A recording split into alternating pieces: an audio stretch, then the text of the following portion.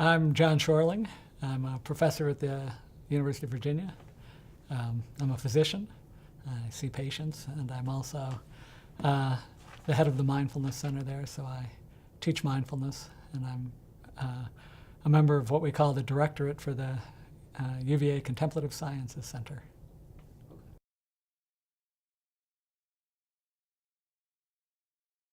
Well, my experience goes back a number of years. I was first exposed to contemplative practice really in the 1980s when my wife and I spent 3 months in India and Nepal. And it was really through an exposure to Buddhism there that I became interested in meditation and started a meditation practice after that. And so I had a practice for a while, and then over 10 years ago, I took a mindfulness-based stress reduction class and became interested in mindfulness-based stress reduction, and then went and did some training in doing that. That's the type of contemplative practice that we primarily teach through the Mindfulness Center, and began teaching mindfulness-based stress reduction and mindfulness in other settings. And so I've been practicing and teaching for over 10 years.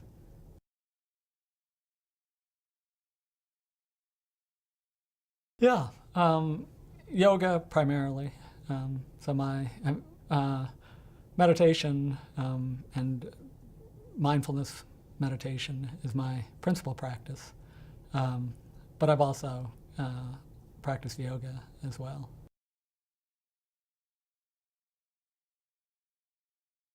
As we like to say, that mindfulness is not a technique, it's a way of being. And so mindfulness is really, it influences everything in my life. Being present, being open.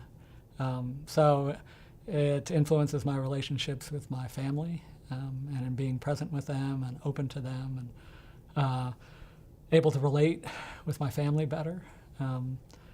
I teach, and it affects how I am as a teacher. And one of the ways that it really affects me as a teacher is in terms of being able to be authentic. I've spent a lot of time looking at myself deeply through meditation and really opening up to my own experience and my own suffering. And that has allowed me to, when I interact with others, and especially as students, to be open to them. I don't necessarily feel like I have anything. As much as I did when I was younger, I don't feel like I have as much to prove or I have to be a certain way. I can just be myself. And then I'm a physician, but in particular I'm a palliative care physician, so I take care of patients at the end of life. And these practices are really what allow me to do that, because that's a real experience of being with individuals who are in pain and are suffering. And often they're at the end of life. We can't treat we have no specific treatments for their disease anymore. And we can treat their symptoms, certainly try and relieve their pain. But for many people, suffering remains. I mean, dying for many people is, for one thing, they may have physical symptoms, but a lot of people have existential suffering at the end of life. And so these practices are what allow me to go in and sit with a dying patient and just be with them and be open to their suffering. Because a natural inclination, and what I see among physicians, especially younger physicians in training, is when they see someone that acutely suffering, we tend to throw up barriers. It's too painful, it's too difficult to be with someone. And so one of the things we see in the hospital is that people get closer and closer to death. Often fewer and fewer people go in the room to see them.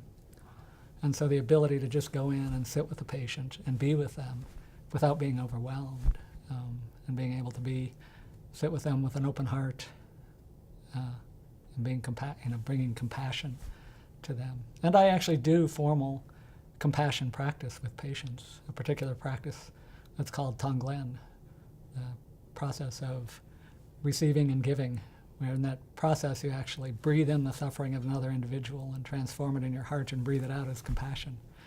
And to actually be with people and in essence meditate, or do a meditation with a patient who may or may not be conscious at that point, but it's a way of connecting and being with them. at a very difficult time. So all of that comes from my practice. I wouldn't be able to do that if I didn't have my own practice.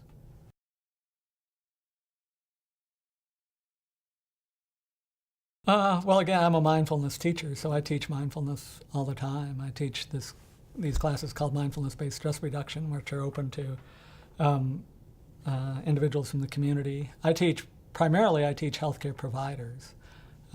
So I teach doctors, nurses, psychologists, social workers, and in particular, trying to help them deal with both their own suffering and the suffering of others. Because as I said before, and my feeling is that until we can really be open to our own suffering and be with our own suffering, it's very difficult to be with the suffering of another. So I teach healthcare providers, and I teach a lot of other classes related to mindfulness. I just finished teaching a class called Mindfulness in the Brain, both for patients, for healthcare providers, for community members. So I teach a lot of mindfulness for a lot of different groups.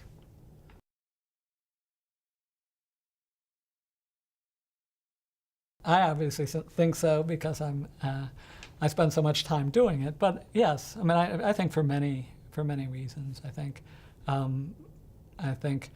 it helps us. It can help individuals relate to other individuals. It can, if we're really present, just like the plenary talk this morning,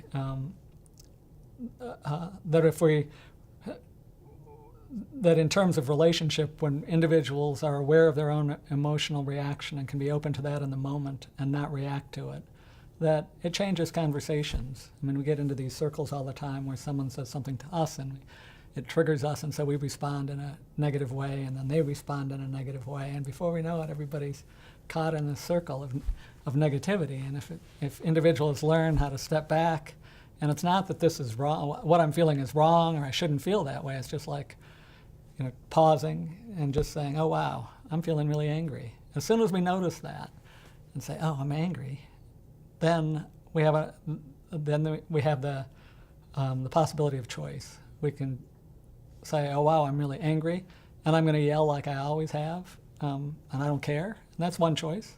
And another choice might be, wow, I'm really angry. I'm just going to sit with this for a minute and breathe, and I'm going to respond differently and interrupt that cycle. And as people learn to do that and learn to relate, learn to be more open to their own experience and their ability to connect with other people, it can have all kinds of impacts. So I think there are lots of benefits for communities.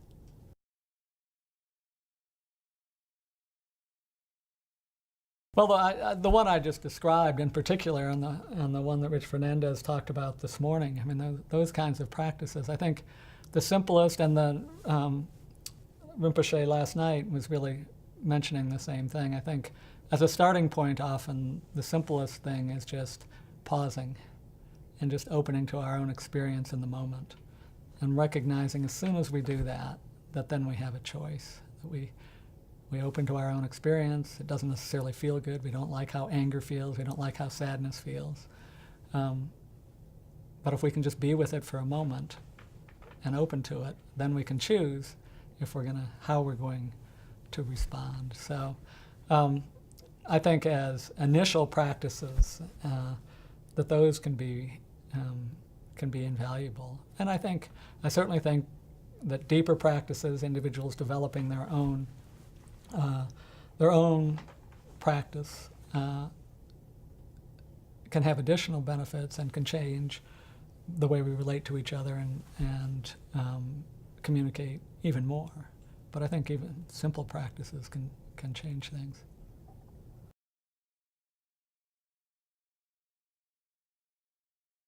I certainly think there's an advantage to that. I'm on the faculty at UVA, not at Virginia Tech, and at UVA we now have a Contemplative Sciences Center, and we are working on introducing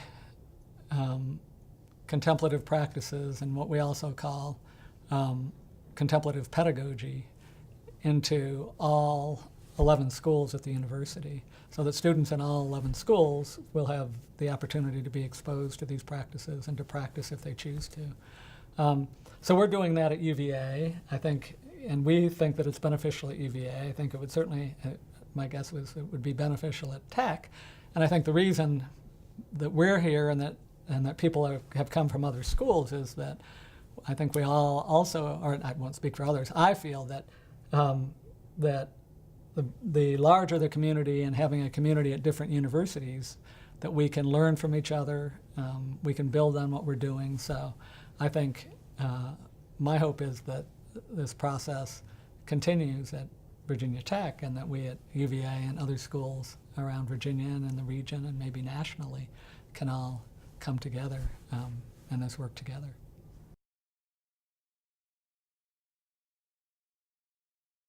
If I had one wish, and this is as part of the conference process, we're asking everybody to really answer this question. We're asking everyone to dream about what, if their dreams came true and it was 5 years from now, what would things look like? And I would say that for me it would be that a focus on contemplative practice and well-being was really present throughout our educational system. And not just for me, not just the educational system, but also the medical care system, that individuals really have the opportunity to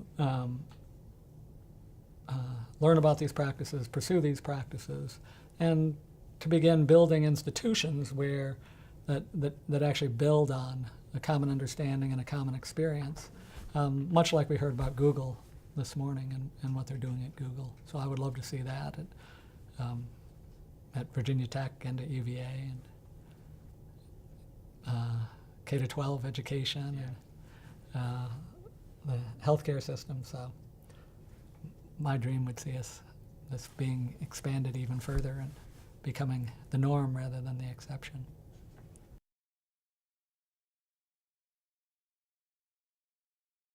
I would say here it's still not really. I mean here meaning not necessarily Tech, because I don't know Tech, but even at Virginia, where we have a Contemplative Sciences Center, it's not yet mainstream. Things are very different now than they were 10 years ago when I started teaching mindfulness, and it was a little kind of unusual thing that was off to the side. Now it's being brought into the mainstream. But unlike Google and Southern California, I guess Google's not in Southern California, they're in Northern California. But unlike Google in California, where I think it's becoming more mainstream, here it's not yet to the mainstream, but it's getting there.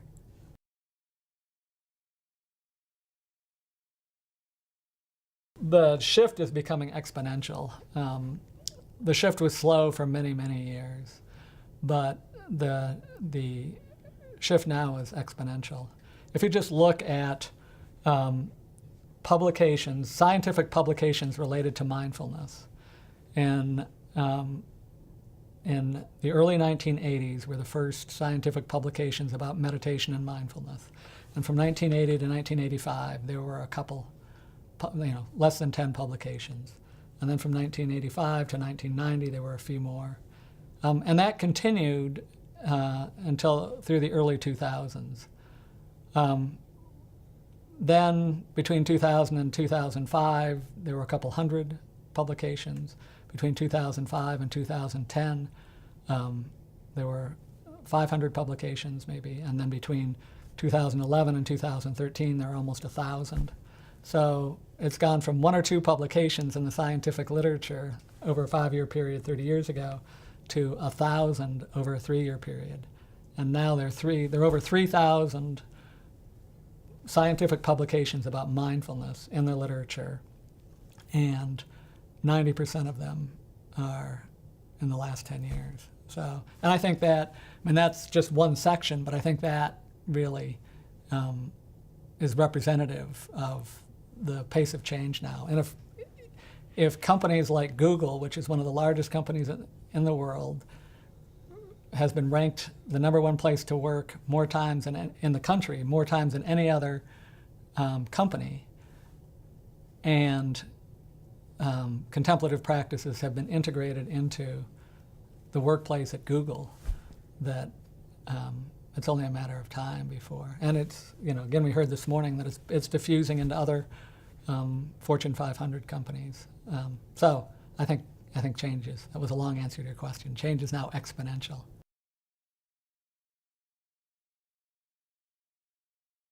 I think there are a number of reasons. A big part of it was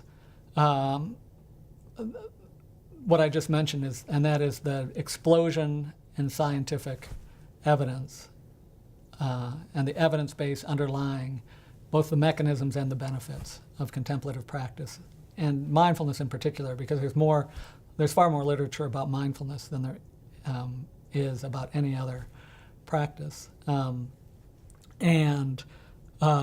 I think the explosion in the scientific literature has, that again, as we heard this morning, that's what's allowed it to be brought in such a full way into Google, is because Google's a bunch of scientists, and you present them with the scientific evidence about the impact of these practices and the mechanisms underlying these practices. Because we have neuroimaging techniques, especially functional MRI, that we didn't used to have, and now we can actually look at the brain and see what's happening in the brain, and can tell the changes that are occurring in at the brain level in terms of function, and actually show structural changes in the brain as well. So I think the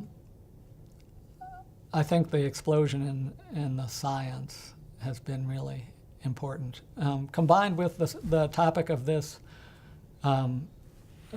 conference, which is contemplative practices in a technological society. I think as people have become more and more connected electronically and less connected, sometimes interpersonally or directly, that people have been looking for something, that a lot of folks feel their lives aren't as fulfilled as they used to be. And you have this explosion of here are techniques that we know can help with that, as at the same time as people are feeling less and less connected, that it's the convergence that's really making the difference.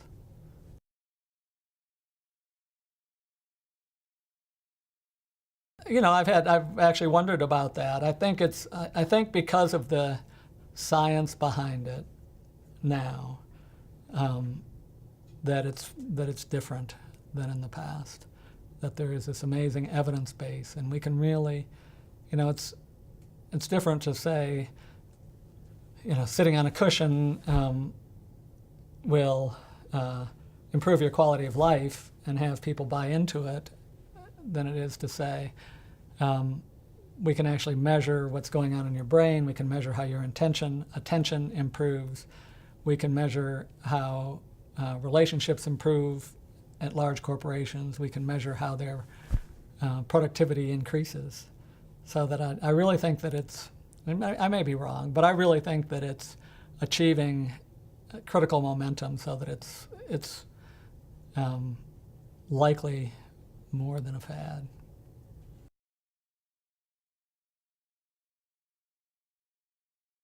Oh, I think there's probably some of both.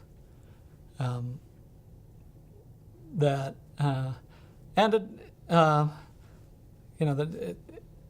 least the way we've been able to formulate it so far, it doesn't speak to everyone. And some people, I'm sure, take classes, participate just because their friends do or they think they should in some way that's not rooted in their own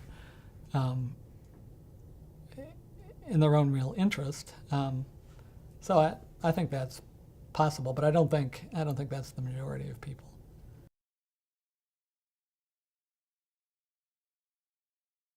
Yes, at this point, I would say that it's accepted. It depends. That certainly in the area of neuroscience, which has really been one of the places where there's been a lot of research done, that I think the majority of neuroscientists accept the findings related to mindfulness. And so are certain areas, I guess what I'm getting at is there's certain areas where there's been a lot more work done in terms of the science. And the mechanisms are beginning to be better understood. There are other parts like the association between mindfulness and immunity, where we think there's an effect and we're starting to study it, but I wouldn't say all immunologists believe that mindfulness does anything for immunity, although there are quite a few studies that suggest it. But in neuroscience, that's really been the hotbed over the past 10 years. So in neuroscience, I would say yes, and some of the other areas, not so much.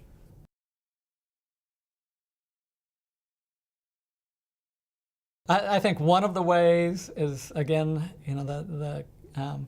the session this morning about Google was a great example, because at Google they looked specifically at the worldview of people at Google, the terminology they used, and they adapted programs that had been used elsewhere to the Google environment, and used language that the people at Google understood and resonated with. And so I think that's one of the big things, is to find ways of bringing practices into different environments that resonate with the people in those environments. And that's somewhat controversial, because most of these practices are rooted in traditions that may be thousands of years old and were originally developed for a totally different context. And taking them out of their original context, especially in Buddhism or Hinduism, and bring them into the modern workplace and call them something different. Is that an okay thing to do? Is that going to have positive benefits? Do we lose so much that it's not going to be beneficial? So I think one of the best ways of broadening it is to do that, but I think we also have to recognize that that we also need to look at the traditions and where they came from, and what the original traditions were, and not do that blindly. So adapting them to the populations that are being served is important. And then I think expanding, as we into education, into work environments, is also really important.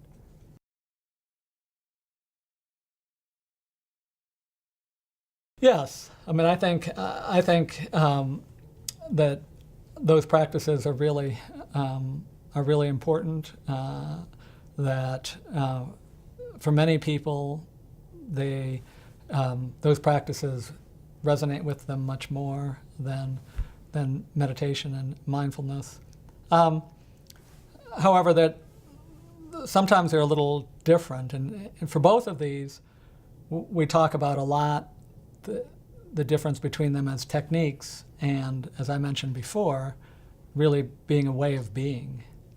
And so just like going online and learning a 5-minute meditation totally out of context might just be a technique that has limited benefit, a really deep mindfulness or meditation practice has different potential. I think the same is true for yoga and other practices. Going to a yoga class a couple times a week basically as a workout and not paying attention to the mindfulness aspects would have different effects than becoming more familiar with the underlying principles and the focus on the breath and the mind that also are present in yoga might be different. And we have, as I mentioned before, right now we have a far greater evidence base for meditation and mindfulness in particular, a scientific base, than we do for any of the other practices.